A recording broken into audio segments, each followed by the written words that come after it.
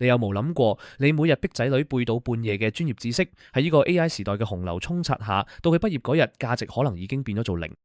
當 AI 每禮拜進化一次，而教育制度10年先改一次，你仲覺得呢套舊方程式可唔可以幫佢應付未來？你想做一個等運到嘅被動家長，定係主動幫小朋友重新裝備，迎接呢個史無前例嘅時代洪流？你好，我係投行爸爸，我會用10多年嘅投行思維邏輯，深度拆解下，到底喺 AI 瘋狂進化嘅年代，仔女身上最值錢嘅知識同埋思維究竟係乜？呢啲核心思維，學校幾乎完全唔教，甚至連好多專家都好少提及。唔想仔女嘅未來價值被 AI 時代清零，呢條片你就一定要聽落去。要幫仔女重組裝備，首先要睇清呢條教育時間軸。過去幾十年，教育制度係產出標準化零件，追求無誤、重複、聽話。呢套邏輯喺工業時代好成功，但去到今時今日，可能家長你已經察覺到教育開始出現價值落後嘅情況。嚟到 AI 時代，呢個落差更加會係史無前例咁嚴重。點解我咁講？大家可以一齊反思下。今日嘅學校仲係追求一個標準答案，答錯一個字都要扣分。但係喺 AI 時代，攞答案嘅成本係零。如果你個仔女只係一個識背答案嘅資料庫，佢嘅價值就會被 AI 稀釋到接近零。再睇下工具嘅運用。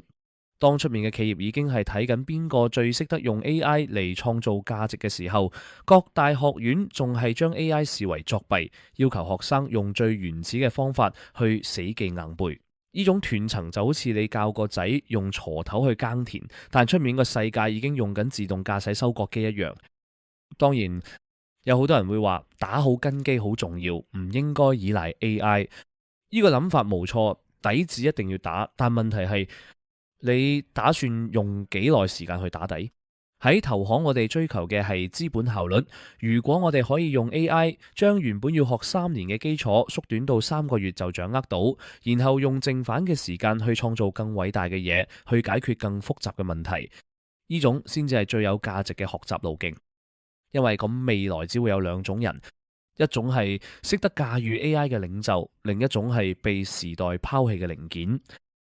唔好誤會 ，AI 唔係要取代人，佢係要取代嗰啲活喺過去不求進取嘅人。所以我哋第一步要做嘅唔係叫仔女跑快啲去趕嗰啲過時嘅進度，而係要幫佢哋撕爛呢張過時嘅舊地圖，重新裝備自己。點解我哋放唔低舊個圖？主要係因為2個心理陷阱。第一，沙子嘅補償心理，好多家長當年靠一張學位上流，潛意識覺得儲知識最穩陣，甚至逼仔女學 coding。但黃仁勳講過 ，AI 本身就係為咗取代 coding， 你教佢技術，只係買咗份過期嘅技術保險。第二，乖嘅隱沒成本，聽話代表會失去批判性思維。AI 最叻聽指令，如果仔女只係識跟指示，佢點贏得過24小時零出錯嘅 AI 助手？由投資角度睇，呢類細路以前係低波動、穩定回報嘅優質資產，但喺 AI 時代，呢類資產正在經歷大規模貶值。投入再多補習費，最終可能只係買咗一堆未來冇價值嘅垃圾債券。當知識變得一文不值，思維認知先至係真正嘅日價資產。咁到底喺 AI 時代，邊種思維認知先係最值錢？第一層亦係最重要嘅係自我驅動力 （self-motivation）。以前追夢係奢侈品，因為試錯成本高。依家 AI 鏟平咗執行門檻，冇夢想先係最大失敗。有目標嘅細路 AI 係加速器，冇目標嘅細路 AI 就係逃避思考嘅麻醉藥。自我驅動力係唯一唔會被 AI 複製嘅核心資產。第二層，管理者思維 CEO mindset， 專業執行已經變咗廉價商品。仔女需要有 CEO 思維，你要教佢做自己人生嘅 CEO， 而 AI 就係佢哋嘅員工。到底一般 CEO 具備邊啲核心能力？第一係挑戰現狀。即係唔好盲目跟從規矩，要不斷問點解一定要咁做，有冇更好嘅方法？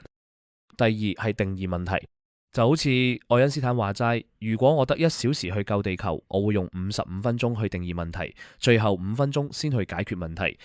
AI 可以俾1萬個答案你，但只有你先識得定義真正有價值嘅問題。第三係 What if thinking。呢種係一種情景分析嘅預判力。萬一件事進行得唔順利，我哋嘅 Plan B 係乜？萬一我們既假設改變，我哋點樣應對？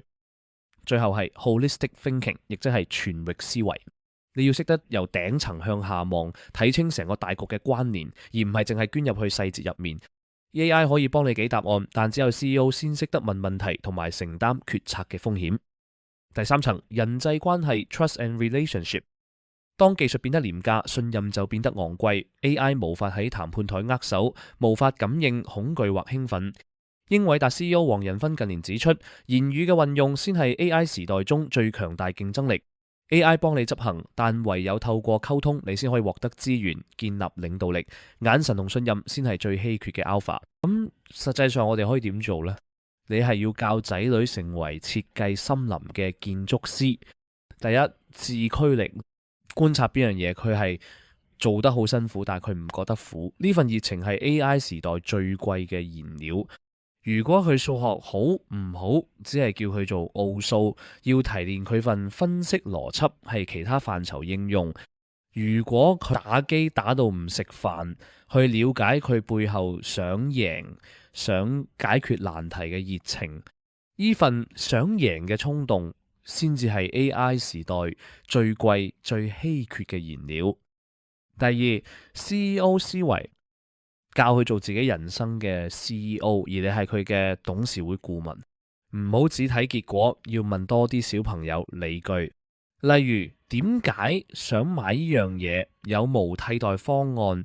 最重要係問，如果你諗錯咗，後備方案係咩？What if you are wrong？